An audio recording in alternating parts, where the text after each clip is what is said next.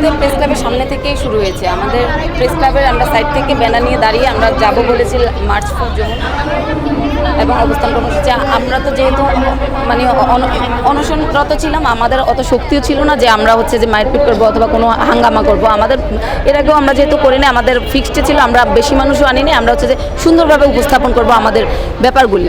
তো আমরা এই জন্য যাচ্ছি। প্রথমে বাধার সম্মুখীন হই আমরা প্রেস ক্লাবের সামনে পুলিশ দ্বারা। এরপরে হচ্ছে যে আমরা তারপর ছত্রভঙ্গ হয়ে আলাদা আলাদা আমাদের ডেস্টিনেশনে পৌঁছানোর চেষ্টা করি যমুনার ওখানে দেখি যে পুলিশ একটু সামনে আরও আগায় আসছে। আমরা তো ঢুকারও চেষ্টা করতে পারি নাই।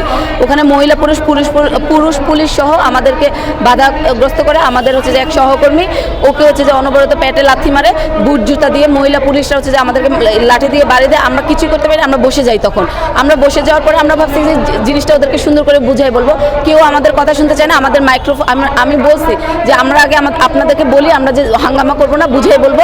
পুলিশের এসআই যে ওখানে যে ছিল ঊর্ধ্বতন পারভেজ মাসুদ, ওনাকে বলেছে, উনি নিজের হাতে, আমাদের কাছে ভিডিও আছে, উনি নিজের হাতে আমাদের মাইক্রোফোনটা নিয়ে ছিঁড়ে ফেলাই দেয়। তাহলে আমাদের কথা ওখানেই হচ্ছে যে শোনা যায় না। পরে হট্টগোলের মধ্যে আমরা পরে ওই পাশে কাকরাইলের ওখানে যেয়ে মোড়ে মসজিদের কাছে গিয়ে আমরা ওখানে হচ্ছে যে শান্তিপূর্ণভাবে অবস্থান কর্মসূচি নেওয়ার চেষ্টা করি এবং সেখানে বসার পরে এবং ওনারা বলছে যে রাস্তায় যেন জ্যাম না হয়, পুলিশের ঊর্ধ্বতনরা। আমরা বলছি ঠিক আছে, রাস্তায় জ্যাম করবো না, আমাদেরকে বলছে আরেকটু সরেন। আমরা সরে এসেছি।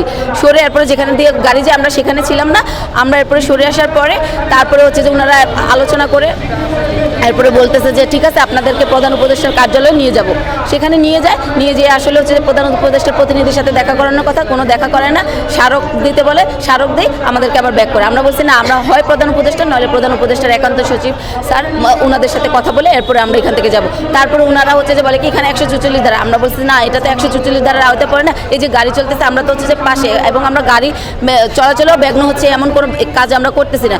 এরপরে আমাদেরকে বলে যে এই 20-25 জন দিয়ে আপনারা কে হচ্ছে যে দেশ স্বাধীন করে ফেলবেন। আমি বলেছি না, দেশ স্বাধীন কেন করবো, আমরা তো দেশ স্বাধীন করতে আসি নাই, দেশ তো স্বাধীনই। এখানে আমরা হচ্ছে যে আমাদের ডক্টর ইউনূস স্যারের সাথে হচ্ছে যে দেখা করতে এসেছি, আমাদের প্রধান উপদেষ্টার সাথে।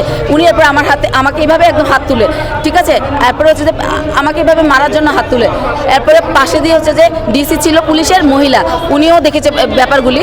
এরপরে আমরা ওখানে অবস্থান নেই যে না, আমরা দেখা না করা পর্যন্ত যাব না, আমরা শান্তিপূর্ণভাবে বসে থাকবো। কিন্তু ওরা আমাদের কথা শুনে না, আমাদেরকে টেনে হিচড়ে 15 জনকে হচ্ছে যে ওদের ব্যানে, রিজার্ভ ব্যানে, তো পুলিশের ব্যানে তুলে নেয়। তারপরে হচ্ছে যে ছত্রভঙ্গ করে দেয় এবং আমরা অনেক ব্যথা পাই, অনেক মার খাই। এই মানে টোটাল আমাদেরকে গতকাল 3 বার হচ্ছে যে পুলিশের দ্বারা অ্যাটাক হয়। এই যে নারীদেরকে যে অ্যাটাক হলো, নারীরা তো নিরস্ত্র ছিল। কেউ কি বলতে পারবে আমরা অস্ত্র সহ এসেছি?